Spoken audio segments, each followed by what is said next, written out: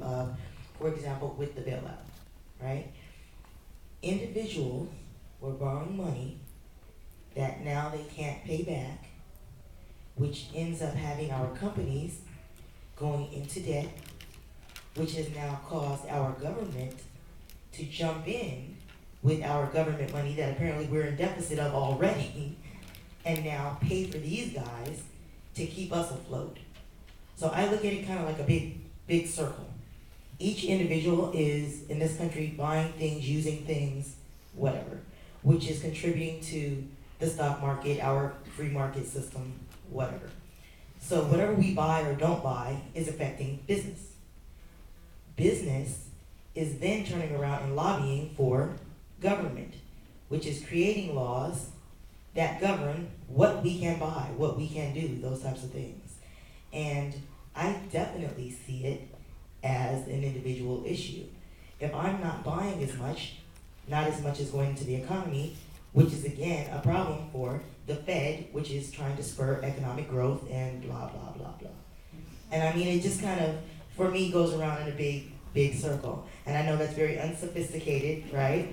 But that's really the way that I look at things. You know, the last month, every morning on the news, the stock market, right? It's falling, people aren't buying stuff, go buy stuff. Here's a $600 check, go buy stuff, right? So for me, it's kind of obvious that what each of us does or does not do is having larger implications on the stock market and our government and the world.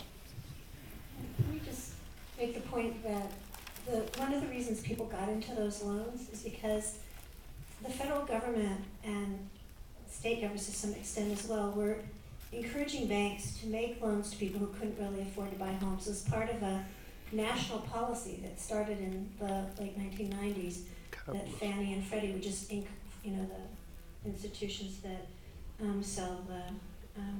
buy and sell the mortgage-backed securities. And so I really think that blaming it on people as kind of individuals is maybe not fair. That what happened is they lobbied Congress put pressure on the banks.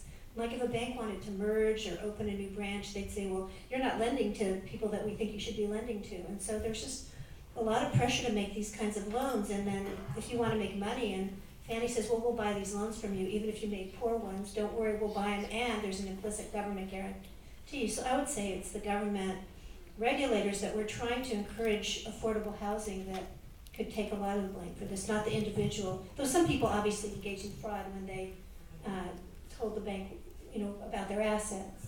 But I want kind of say one thing.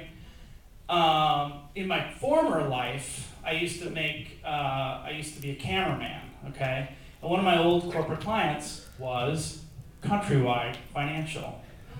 I used to interview Angelo Mazzillo all the time. He was the CEO of Countrywide. It was very strange because he's now become sort of a poster child of excessiveness in the mortgage banking business. And I know for a fact that Countrywide saw subprime lending as a way to make a lot of money. So the idea that they were forced into making those loans does not ring true to me whatsoever. There's two parts to it. They were forced, but they're also... That's a two-way street, but I will say they saw that as a way to make a lot of money. But who was buying those mortgage-backed securities from them? Who was buying those mortgages from them? It was Fannie and Freddie, and there was an implicit government guarantee. Who would buy that kind of stuff? It wasn't good stuff. You'd only buy it. The world was buying that stuff. Financial markets around the world. Because there was an implicit guarantee through Freddie and Fannie. It wasn't just Freddie and Fannie. And this is when it gets good. Triple A ratings on them. Right, you can blame the rating to the world. Unions and foreign governments. But can we also acknowledge the fact that we are all grown adults? If you're buying a home, you are over 18 years old. I don't know about your mom, but my mom told me, don't ever sign anything that you have not read and that you do not understand. And you know what? My mortgage loan broker is here in the audience. And if he told me tomorrow, I'll give you a loan for $400,000, you can afford it. I'm smart enough to realize that I am a poor person and there's no way I can afford, right, a $4,000 mortgage payment. Come on. I'm not saying that the banks are right and that the government is right. All I'm saying is that we need to acknowledge our portion of it. But it's I'm going to let Fred have the last word on this one. Fred, I can see you're itching. Everyone along that we've talked about has a role to play and played a significant role in getting us here. The banker, the government agencies, the financial institutions, and the home purchaser. So to blame it on one is just being naive. I know that we can talk for a really long time and there are lots of questions, but we are at the end of the night. You can speak to Talk to TJ. See the guy in the green shirt in the back? If you are an educator or you're a member of the academy, we'd be happy to get you a free copy of the film. Or if you have some other group that you'd like to show it to, talk to TJ. We can make an arrangement. Just a question. this is okay. I'm sorry. I gotta write it down. We appreciate you being here. I'm going to give the panelists an opportunity to do this. We have one final thought, and I'm sure they'll be willing to stick around to answer individual questions after that. Can we start with Shay?